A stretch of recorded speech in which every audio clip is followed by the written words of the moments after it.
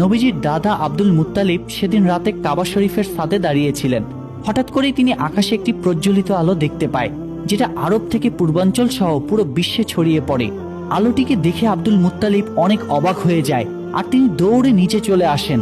এখানে তিনি দেখেন যে কাবা শরীফের ভিতরে বিভিন্ন পূজারীদের রাখা যে ৩৬০টি মূর্তি ছিল, সেগুলো সব মাটির দিকে নত হয়ে ভেঙে পড়ছে। এরপর তিনি কাবাঘর থেকে বাইরে বেরিয়ে এসে দেখেন যে কুফা এবং সিরিয়ার মধ্যবর্তী স্থানে পানি প্রবাহ শুরু হয়েছে, অথচ বহু বছর ধরে এখানে কেউ পানি দেখেনি। ঠিক তখনই আব্দুল মুত্তালিবের তার ঘরের দিকে চোখ পড়ে।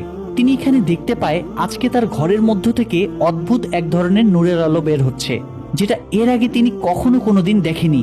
আব্দুল মুত্তালিব তখন ধীরে ধীরে তার ঘরের দিকে এগিয়ে যেতে থাকে, কিন্তু যখন তিনি তার ঘরের দরজার কাছে পৌঁছায় তখন তিনি দেখেন যে মা আমেনার কোল জুড়ে একটি ফুটফুটে শিশুর জন্ম হয়েছে, যার শরীর থেকে অসম্ভব পরিমাণে নূর বের হচ্ছে। আব্দুল মুত্তালিবের চোখে তা দেখে পানি চলে আসে, কারণ সেই সময় আরবের অন্ধকার সমাজে প্রদীপের আলো হয়ে আসেন নবীজি মোহাম্মদ সাল্লাল্লাহু আলাইহি ওয়াসাল্লাম। পরের দিন আব্দুল মুত্তালিব তার নাতির আকিকার জন্য উট জবাই করে গরিব দুঃখী মানুষদের খাওয়ান। সেখানে তাকে সাহায্য করছিল তার ছেলে আবু তালিব। তখন সেখানে আবু তালিবের বড় ভাই অর্থাৎ নবীজির আরেক চাচা আবুল লাহাব আসেন।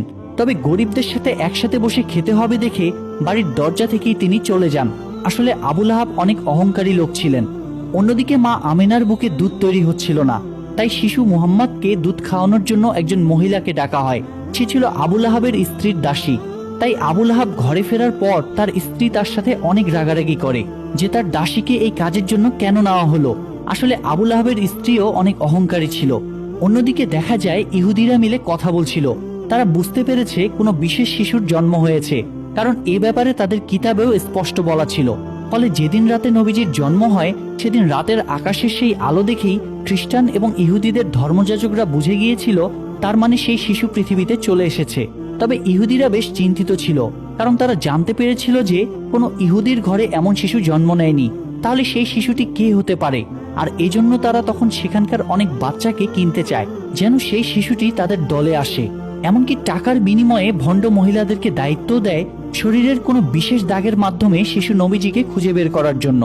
যাই হোক, এরপর দেখা যায় বাচ্চাদের নাম রাখার উৎসব চলছে। সেখানে বিভিন্ন বাচ্চাদের নাম ঘোষণা করা হচ্ছে, আর সবাই মিলে আনন্দ করছে। এর মধ্যে সেখানে আব্দুল মুত্তালিব আসেন শিশু নবীজিকে কোলে নিয়ে তার নামকরণ করার জন্য। তিনি প্রথমে হাজরে আসওয়াদ মানে সেই কালো পাথরে হাত রাখেন। তখনই দেখা যায় কাবার দরজার হাতলটি দরজায় বাড়ি মারছিল, আর সেই শিশুর শরীর থেকে নূরের আলো বের হচ্ছিল।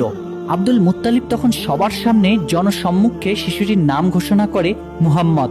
এটা শুনে সেখানে থাকা বিভিন্ন গোত্রের মানুষেরা বলাবলি করতে থাকে যে এটা আবার কি নাম, এটি তো আমাদের কোনো দেবদেবীর নামের সাথে মিলে না।